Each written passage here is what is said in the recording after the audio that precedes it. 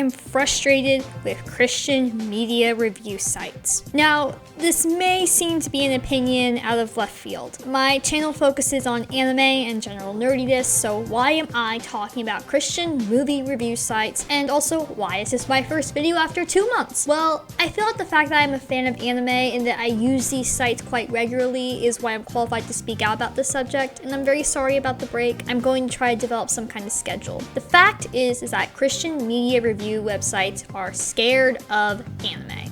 They are scared to discuss it. They are scared to review it. They are even scared to acknowledge that it exists. And this is a problem. Perhaps it is not so much a problem for the anime industry or community. In fact, I'm willing to bet most of you watching this video have never even heard or much less used sites like Movie Guide or Plugged In. But I have. See, I come from a very conservative religious family, so checking sites like these before seeing a movie is almost like a ritual. As I've gotten older and the life of my family has gotten crazier, I've taken on the role of media purifier. I tell my siblings what they can or can't watch, and I even use these sites for myself before I watch a movie just to know what I'm getting myself into. And the lack of anime coverage on these sites both fascinates and frustrates me. On the one hand, it shows just how foreign the very concept of anime is to the people who run these sites, and on the other, it shows an unwillingness or fear to investigate it. Anime is more mainstream now than it has ever been. Shows like My Hero Academia and Demon Slayer have exploded. I go to a small Catholic college, and the amount of My Hero Academia shirts and hoodies I see people wear along with standard Dragon Ball Z and Naruto merch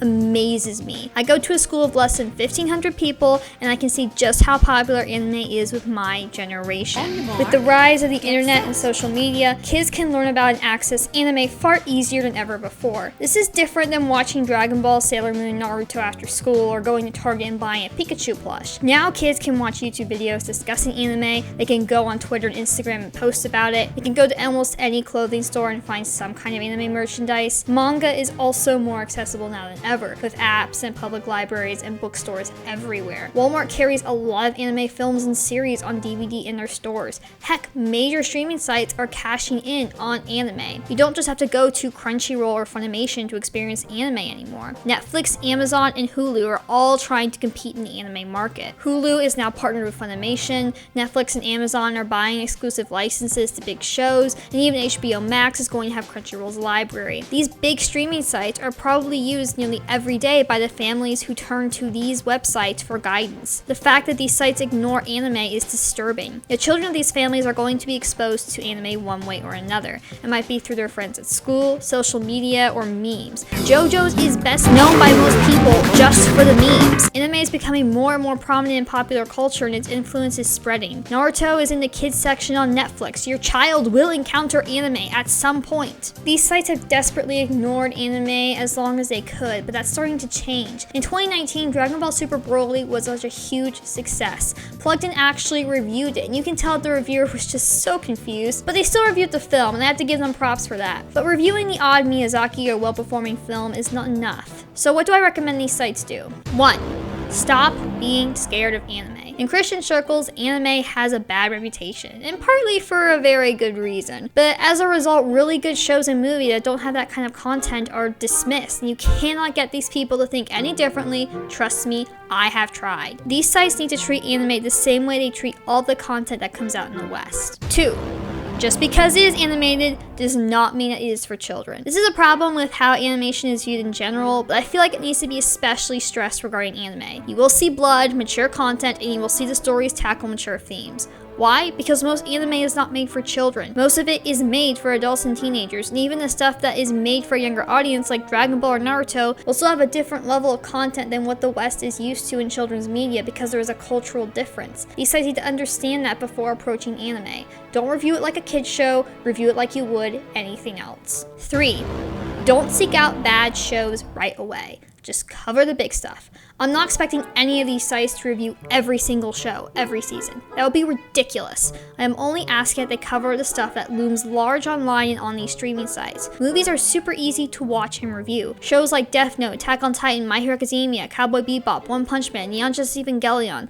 These are shows that have made waves in our community, and most of them are on must-watch anime lists. These are babies' first anime. None of them are too long, so they are perfect to review. Other shows to consider would be Dr. Stone, Demon Slayer, Vinland Saga, Steins Gate, among among a host of others. All you really need to do is go to my anime list and see what is popular and highly rated. Now, what about extremely long shonen like Naruto, Hunter x Hunter, Bleach, One Piece, Fairy Tail, and Dragon Ball? Obviously, these shows need to be looked at as well. They're all very popular and are very common gateway anime. I don't expect these reviewers to tackle these shows right away though, given their length, but they do need to be covered at some point. Heck, Plugged In even already has a review of Dragon Ball Z, so good for you, Plugged In. What are my final thoughts here? Plugged In and Movie Guide need to stop being scared. I'm mentioning these sites specifically because they're the most well known, but this goes in general to any Christian movie or TV review website. They need to tackle anime at some point in the next few years, or be faced with parents who have no idea what to do or who to turn to when their kid comes home from school asking to watch My Hero Academia because his friends are all into it. And with the accessibility of anime now, there is no excuse to not at least look at one or two shows. Ultimately, I have more faith in Plugged In than I do in Movie Guide. I prefer their reviews to Movie Guides. I think Plugged In is more objective in how they review things. But I hope both of these sides take this criticism and suggestion to heart and do something about it. It is 2020 and Demon Slayer trended on Twitter in 2019 and Ninja tweeted about it.